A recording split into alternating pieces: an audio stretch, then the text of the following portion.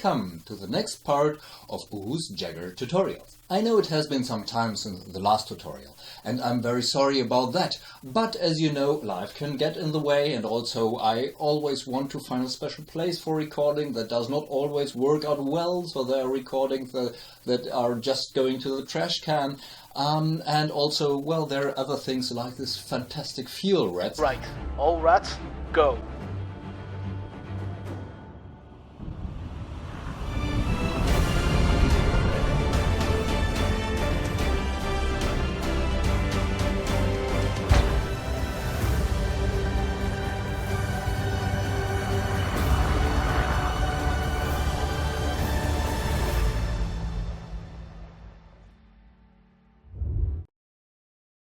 Fantastic community, and of course Jugger training and preparation of our next big tournament, Svenskan. But now I am able to present you in this part of Uhus Jugger tutorials some chain trick shots. Some are for more experienced people, some are also quite simple or even good for basic training. Just be careful when using the chain. Then we will have a glimpse on Jugger history. Where's Jugger coming from? Is it a medieval sport? We know it isn't. But who did invent it, and why did he invent it in fact? And as a last special, I have a Pompfen making part on the grip, how I like to do the grip myself and what I would recommend if you want to do a nice, proper, good looking and very practical grip for your spar. I have also been asked, well, couldn't you do a Jugger tutorial on the Q-tip, on the staff and on the long sword? I will wait to Svenskan, and I will hope that at our international tournament I will find some people who are really experienced with staff, Q-tip and long sword. And I want to do a special one on quick training and quick techniques as well. My focus lies on getting Jugger tutorials out where you can learn how to play stuffs of Jugger, not so much to make a perfect tutorial and wait forever until it gets released. So for example, right now you're hearing a very bad mic. In other parts you will get a near professional mic, and that just depends which mic is at hand and how long it takes to set up the whole stuff. Same for the camera intake. So I hope we get along anyway, and you enjoy and learn the nice things about Jugger. Thank you.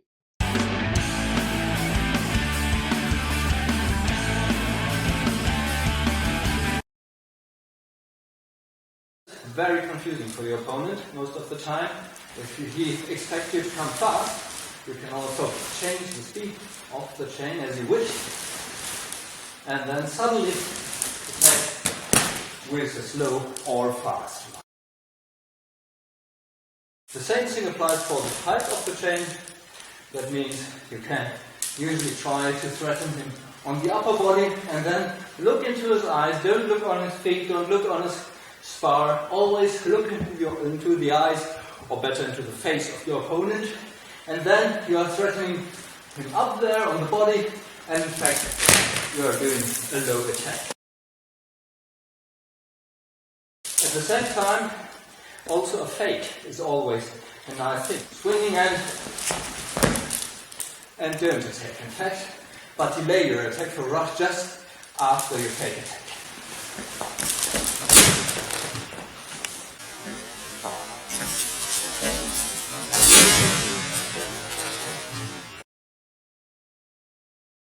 Another trick shot would be to get a straight hit. Problem is, when people are challenging the chain, they often hold their spars right in front of them, so a straight shot will not be very successful. Therefore you have to open their defense, and you do that by attack them from the side, but then you're coming straight against them. And to do that, you're first doing a horizontal swing like this, and then when you're attacking, you are just changing from horizontal to vertical, change, you're doing the actual attack. So horizontal, and then vertical, and roll. Another trick shot that has been shown to me, thanks Daniel for the trick shot, because it's hard to master, is the trick shot to change the side of the swing. So you're going horizontal, and then all of a sudden you're coming in like that. And that fast speed, that can confuse your opponents, but very often you're not fast enough. So get momentum, get it fast, and then do the change against them. Draw up and go back instantly, because you might probably miss. Another trick shot is to shoot over the shoulder of your opponent. Just be very careful that you don't hit him into the face.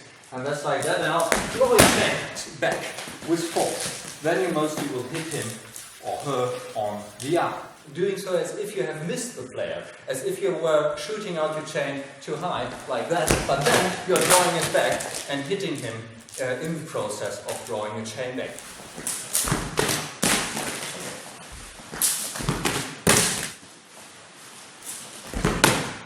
Just be careful that you are not coming too high and shooting out the chain at a height where you could hit the player in the face when you're drawing it back. So if you're using this maneuver, you have a high responsibility for your opponent not to injure him. This means do a lot of training of this trick shot before actually applying it into the game. Again, very important is the padding of the chain. If the chain has no padding, then your opponent might not be very happy about that. So just keep that in mind at all times.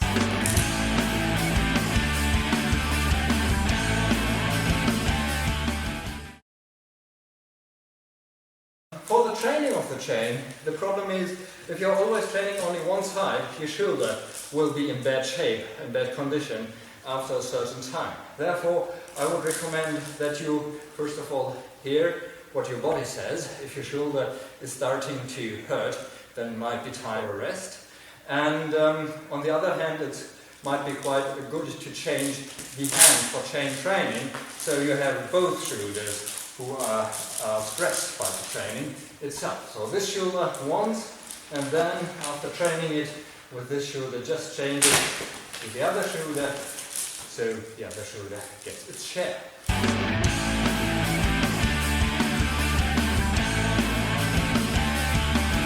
Hello!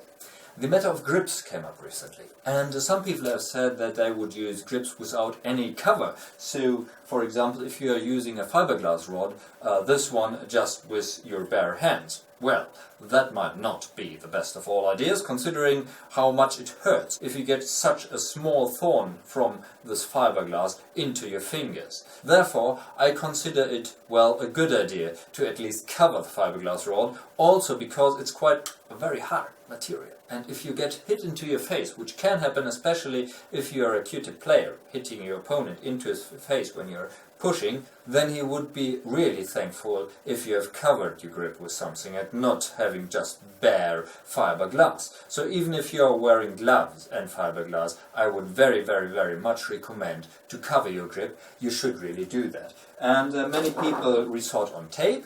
Just covering the grip with tape, that might be sufficient. It's not much softer, but it at least does help a bit. I personally prefer a much more elegant method. And this much more elegant method is rope. I prefer to use a rope like this. It's a thin rope. 4 millimeters is quite fine. It's not as much work as a thinner rope, which would be very hard to apply, as we will see. And it's not that thick that it would hinder your grip. In fact, I think it's very comfortable to have it around the grip. You have a very nice grip of your spar there. The hand doesn't glide too much, but it glides well if it has to be. It just has the right thickness, you could say, for a grip for a spar. So, how do we attach it? If we are looking on this short sword here, this is, as you can see, a short sword undergoing heavy repair, and what you can see here is that I used the small pipe insulation along the whole length of the spar, even along the grip. If you are just taking your rope and wrapping it around it, this part here, then your grip might get much too thick, or you will have to draw really, really, really hard, and that's not nice. Believe me, it's really hard for the hands, and it's best to have a friend there who helps you. Even then, it's hard. And what I would recommend is cutting away a bit of the pipe insulation before you are actually starting to wrap around your rope, around the grip.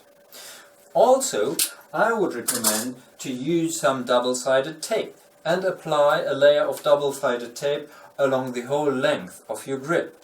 Why that? Well, if you're wrapping around your rope, then it will hold much better than if you are just having the bare insulation, of course. So you will add longevity to your spar.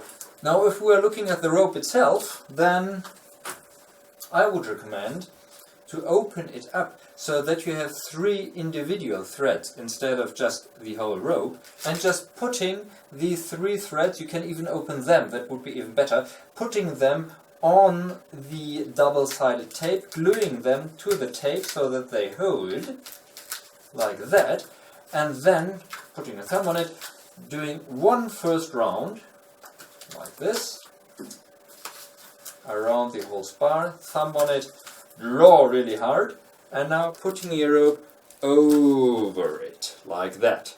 And then you are just continuing to wrap your rope around your spar. Now you can draw really hard and it will hold because of your double-sided tape and because you went over the starting point of your rope. And now what is important as well, don't go around like that, of course, but always have a look that the rope fits tightly to the rope before, so like that, and that you don't have any gaps in between.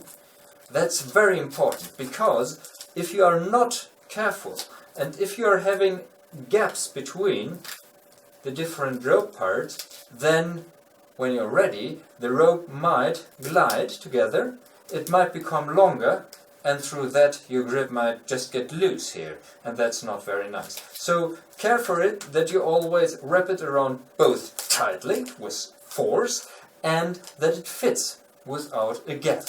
When you're finished, you should have something like this. This is my short sword, and I'm very pleased with this grip, in fact, because it's not that thick. It lies very nicely in the hand like this here. You can use it excellently. Well, that's one thing. Then, of course, you can cover this with tape, and if you are playing with bare hands, or if you like a nice view, then you can put some leather on it. That might be even more elegant. Forgive me, but I'm not in for the ultralight spars. For the light spars, yes. Even with a light spar like that, there is the issue that the nose might have overweight. That means that if you're hitting someone, it's hard to get out the momentum and to draw it back. It is in fact harder than if the spar is a bit heavier but better balanced, because if you have more weight here, your balance might shift to your grip, and then it's easier to get out the momentum. And to fix the balance, I personally prefer to use lead. And if I'm opening this up here, it's not finished yet, then you see that again we have a rope. But in this case, the rope is something special, it's lead.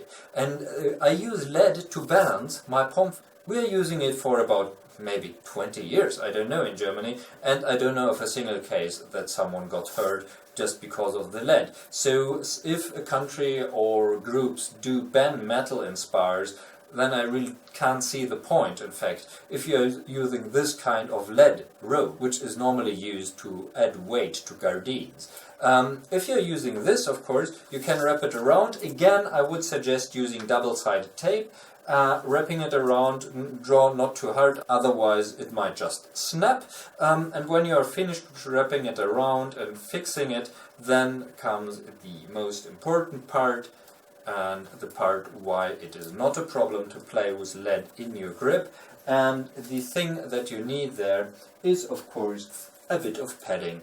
And you're applying this padding just on your lead. In this case, of course, you wouldn't finish the pommel before you're doing the lead. You would integrate the lead directly in your pommel, and then you would add the padding here, like this, and then you get both a nice pommel for fighting, which can stop your thrust, which can be very helpful in fighting, and you will have enough safety here so that no one gets hurt, even if someone gets hit into the face, including yourself. So, thank you very much for now, and let's continue with the tutorial.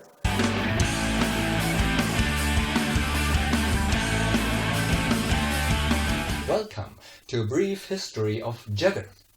Well, Jugger is not only unique by its roots and by its international community, as I've already said in a former tutorial. No.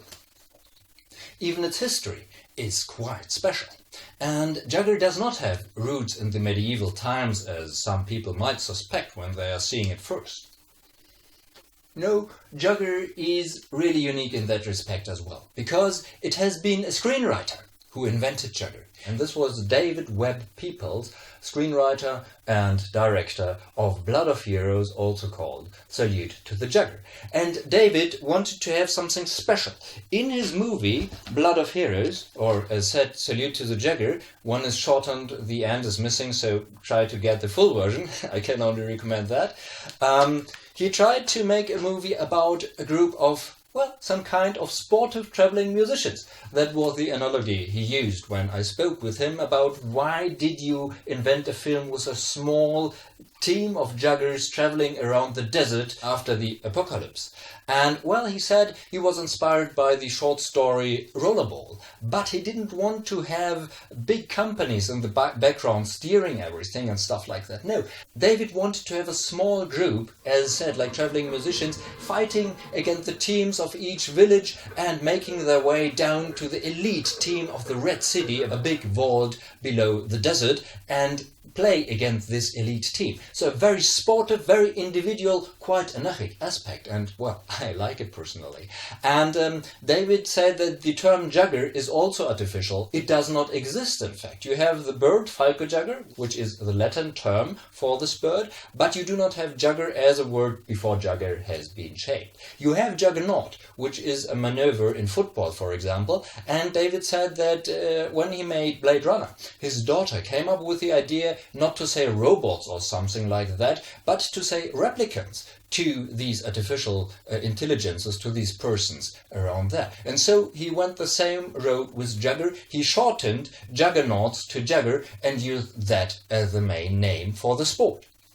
But of course, if you have seen the Jugger film, you know that it is quite brutal. There are chains all over the place, steel rods, people get beaten up really badly, limbs are broken, ears are bitten off, and eyes are gouged. So that's not something you want to see in your park, I guess. And, well, your insurance would also have a word to say about that. But some people thought, well, that looks fascinating. We want to make a real sport out of it. And so in Germany, around 1993 perhaps, some people in Heidelberg, Karlsruhe, Hamburg, from the Dilettanten live role-playing group, they included Jugger in one of their live role-playing events, and their zombies played for a loaf of bread. I think zombies against ogres or something. And Berlin claims that around the same time they also invented Jugger, but from a different angle. They took the post-apocalyptic angle from the famous sea base below Berlin. It's a really nice nerd base. If you visit Berlin, go to the sea base. If they have an event when you are there, it's really worth it. So Berlin and Hamburg, Heidelberg, Karlsruhe, they didn't know of each other, both groups, post-apocalyptic and live group. When they met, they were very astonished to see each other playing the same sport, Jugger, playing it with padded gear, of course. But you can see, if you watch the pictures from the first German championships in 1998 in the famous Mauer Park in Berlin, a place I also can recommend very much, then you can see that the Berlin faction really has post-apocalyptic gear like gas masks, huge Q-tips with huge padding and stuff like that. And the Hamburgians are playing in kilts. They're already with some kind of jerseys, and their gear, their spars, are looking like wooden rods. So they played against each other in the Mauer Park. But even before, the first sportive Jugger tournament ever we know of has happened in Hamburg. And there Berlin and Hamburg already met. It was exactly the same drive that Berlin wanted to have, a sportive competition and stuff like that. Not only some kind of a cosplayer or live role-playing thing, but sports, real sports where you can play with full speed and full force. In 2000, the Australians learned from our German website that Jugger was already out there and being played. And so they decided, well, we can do the same. And they introduced a special kind of sport Jugger with own rules to Australia. So it spread to Australia. A bit later, a Hamburgian player, around 2006-2007, went back to Dublin, Mark Hill, and he founded the Irish Jugger team. And 2 years later, we have Jugger turning up in Spain. So Spain also started playing. And it was around 2007-2008 where Jugger really exploded in Germany. There were more and more cities in Jugger. The sport became more and more sportive, more and more elaborate. Australia went to the first German Opens in 1998 in Berlin, and so the international exchange became a custom. Well, a bit later Jugger spread even further around the world to America, and we had an American live role-playing group that is reported to have played live role-playing post-apocalyptic Jugger already in 1992, but it was not before the midst of 2000 that they also started to play Jugger in a sportive way, as we know of, and quite recently Jugger started to take off in America as well as a sportive event. So the Jugger community is not only very active, it's also very travel happy. People are traveling to Spain to take part in tournaments. Australia is traveling to Ireland, to Germany, wherever, to play against other teams. And Jugger really has a very special atmosphere there. In 2009, the first Jugger League Council meeting was held of the so-called 9 cities, so there were representatives of 9 cities present, to make a more formal rule set for the Jugger League in Germany, and they still come together and shape the Jugger League rules and even referee manual. So Jugger developed further and further. In 2012, I was able to introduce Jugger to Sweden, and we had our tournament in connection with Metal Svenskan, a big music festival in Örebro, the next big city here. So as you can see, Jugger is really growing. It's still a very special sport. It gets more and more formalized, of course, but I hope that at least a bit of the anarchy is preserved, because the most important thing, I think, on a tournament is the time after a tournament, when you're sitting together and laughing and having a good time, and even while you're playing, that you are not only wanting to win, but that you are also enjoying it, to play against others and with others, with other countries, with other people, and having a good time. I think that is a really great international exchange, the best sport can be we have here with Jugger, a really enjoyable international exchange. Well, but Jugger is not only played on the field. We also do have Jugger as board games. The board game, I know, that was done earlier in the 19th somewhere, that was not crude, but it was oriented on the film. And this game, that even proposed an own league, had been published in 1993 already by a small house for board games. And then later a Spanish fan-made game turned up, which mainly focused on cards. And it was really, really nice, with a small skull and everything, so much love went into that board game. The board game now is very professionally made, and the community is really taking part in developing it, in testing it, play testing it, translating it to German, to Spanish, and so forth. And the interesting thing about this board game is that it's explicitly about sports Jugger. That means the players you're playing with are real players. They are not artificial players. They are real. Even the characteristics are laid down in the cards. Swift players get bonus on swift attacks. Stuart Shaw is behind all this, and he's doing a fantastic job there, I think. Well, thank you for watching this tutorial, and I now will enjoy a good beer after the training. It is a pleasure to have a beer with the same name like your team. And, well, I wish you all a pleasant evening and have a good training. Vi ses på plan. Skål!